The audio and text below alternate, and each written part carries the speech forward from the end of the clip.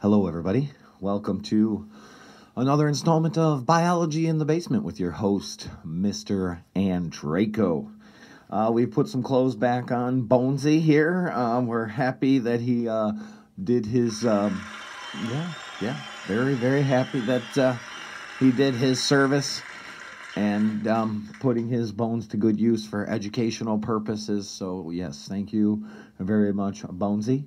We are repping our Blue Pride today for, I don't know, we just decided we were feeling some Blue Pride today, and we wanted to remind you that all is well here at the Andraco house. We hope all is well in your homes, and I'm thinking about you. I miss you. This whole talking to an iPad and having my computer here is nothing like the real thing. So I look forward to seeing you in the halls of Homer High soon. So that aside, before I tear up, that aside, we're just going to talk about skin and the integumentary system. There is actually a lot to it. It has a lot of responsibilities, most of which we have already covered. So this will be very quick. So let's get started with our fact of the day. And I want to make sure that I get this right because it also talks about skin, specifically one of my favorite animals, if I ever could be one, besides the otter, of course, or a blue heron. One of my top 5 is the honey badger. The skin of a honey badger is so thick that it can withstand multiple machete blows, arrows, and spears. So you can tell for many ages they've been trying to kill this thing. And they found that the only sure way to kill a honey badger is via a club to the skull or a gunshot. So that is some serious skin. What an adaptation. So there you go with your fact of the day related to skin. So here's some more facts because our skin is also pretty awesome. Okay, no, we can't withstand multiple machete blows and spears and things like that, though people have been speared and shot and survived. But our skin is adapted to do many other things, right? Our origins are from the equator, where it is very warm, and being covered with fur is not ideal.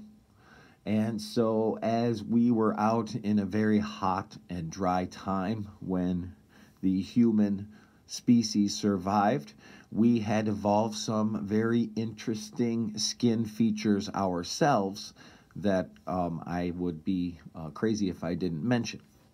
So let's think about this in terms of just 1 square inch, right, of your skin. If we were to look at just 1 inch square of your skin, there are approximately 65 hairs. Okay, just the top of that epithelial skin has 9,500,000 cells.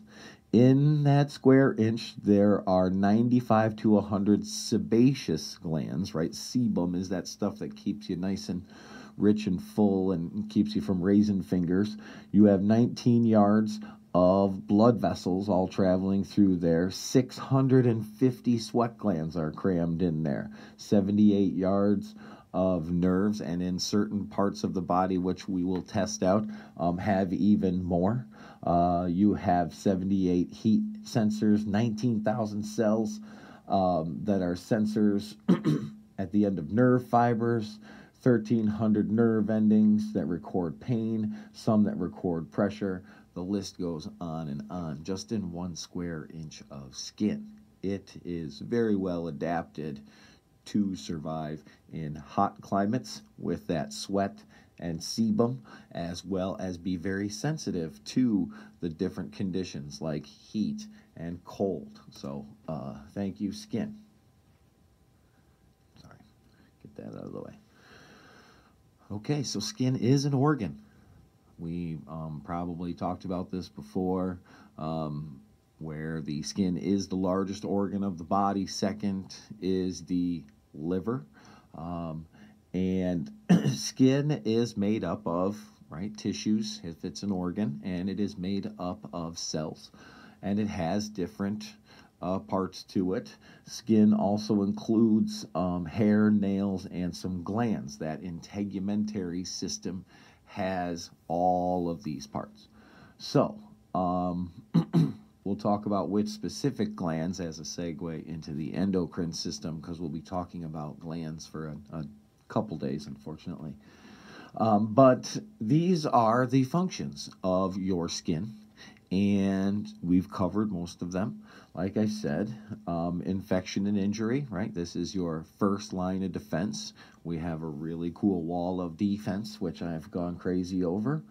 We talked a little bit about how it works with the blood to help regulate body temperature, right? When you get red in the face, that is just blood going to certain parts of the body to cool, right? Heat is a cellular waste product, though it is not a compound. Heat is a product, and so we must get rid of it. And so we can do that as well with our skin and our blood. We've also talked about it as an excretory organ, where it helps to filter wastes out of the body, mineral salts, water, and uric acid. The last one here is protecting against UV radiation. The way that we have evolved to have this skin instead of having fur is that we are covered in a layer of dead skin. Right? Fur on animals protects them from their UV radiation. But if you were to have UV rays directly come in contact with living cells of the body, they would mutate and they would most likely become cancerous. So we need dead skin cells covering our body so that the delicate cells inside are not exposed to UV radiation.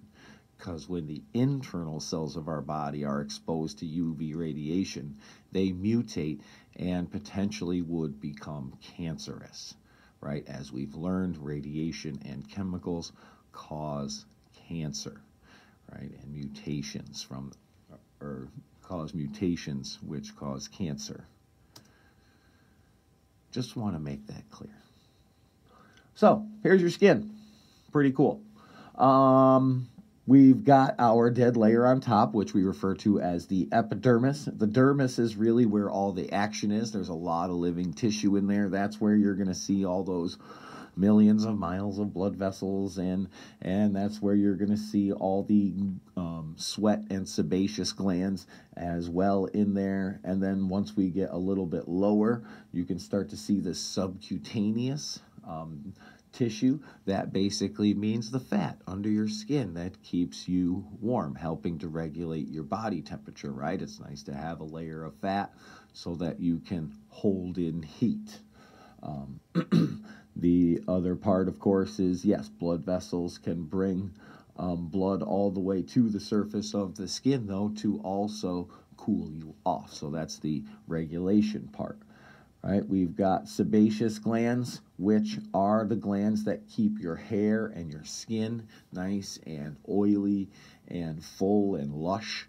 Right, this is good not just in making you look nice and shiny, but also that bacteria and dirt get stuck in that oil and it cannot make it into your body, part of the first line of defense. Same thing with sweat. Sweat's an excretory organ, but sweat also contains lysozyme, another dual purpose there where we are fighting infection as well as excreting. So you can see the sweat glands are their own separate glands, where the sebaceous glands are connected to the hair follicle where the hair grows, right? This is why we can cut our hair and it will continue to grow, is because it grows from the bottom up, right? Just like your grass, you can keep cutting the grass because it grows from the bottom up. You can keep cutting your hair and it will grow again because it's growing from this follicle in the bottom.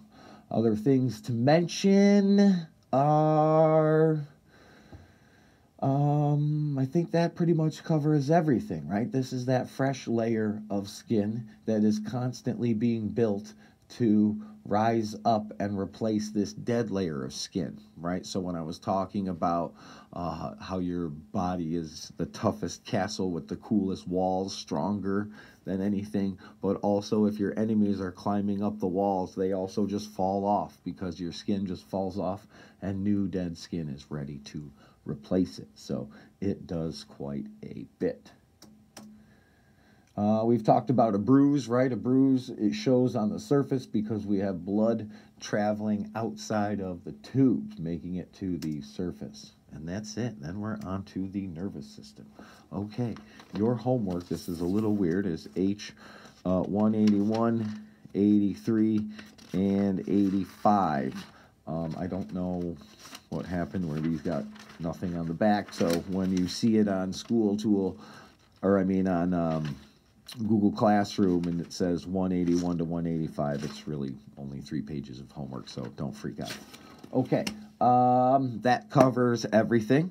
I hope that you are all in well. We miss you here at Biology in the Basement, so signing off for me and Bonesy, you guys have a good day.